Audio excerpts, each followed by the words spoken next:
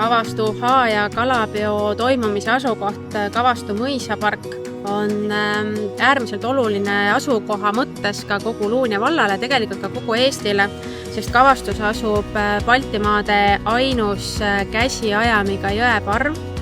Ehk siis, et ta on selles mõttes väga oluline ja ka väga väärtuslik asukoht, selles mõttes, et huvitav koht siin Emajõe kallastel ja ka siin on siis olnud kunagine Kavastu mõis, millest on alles jäänud siis see mõisapark, kus seda üritust on siis ka varasemalt siis tehtud ja ta on sellise omaaegse kuulsuse saanud.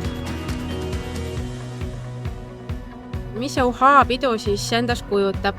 On selline tore üritus, kus registreeruvad meeskonnad, et sellel aastal oli meil siis piiranguks see, et ühes meeskonnas tohib olla kuni 3 liiget ja nad tulevad kokku ühel ajal, täpselt ühel kellaajal antakse kõikidele meeskondadele kätte siis korraldajate poolt kalad.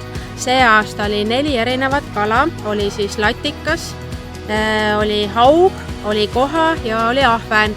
Ja iga võistkond sai siis need 4 kala, millest nad siis siin koha peal peavad siis valmistama Uhaa suppi. Kalad on täiesti värsked kalad, nad peavad need puhastama, nad peavad need fileerima ja supiks valmis keetma ja neil on täpselt 2 tundi aega, et see Uhaa valmis teha ja siis nad peavad selle žüriile serveerima.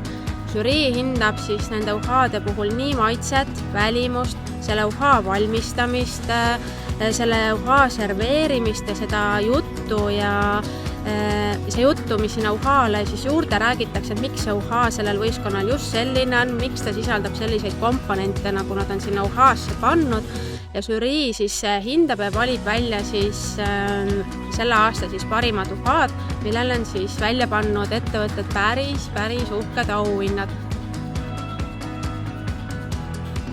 Lisaks Uhaale toimub siis loomulikult meelelahutusprogramm, kus on siis erinevad töötoad.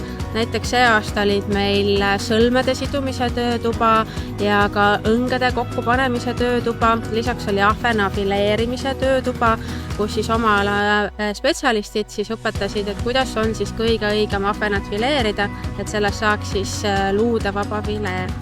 Lisaks on meil siis esinejad, et sellel aastal on meil siis alamakstud härrad, ja peale neid tuleb siis Marko Matvere koos Väikeste Lõõtspillide ühinguga ja ka see peo osa on siis äärmiselt oluline, et omakorda taas siis seda kogukonda kokku liita, et oleks koht, kuhu tullakse kokku, saadakse omavahel juttu vesta, nautida head toitu. Lisaks Uhaale on meil ka mitmed kohalikud toitlustajad kohal, kes siis pakuvad enda valmistatud head ja paremat.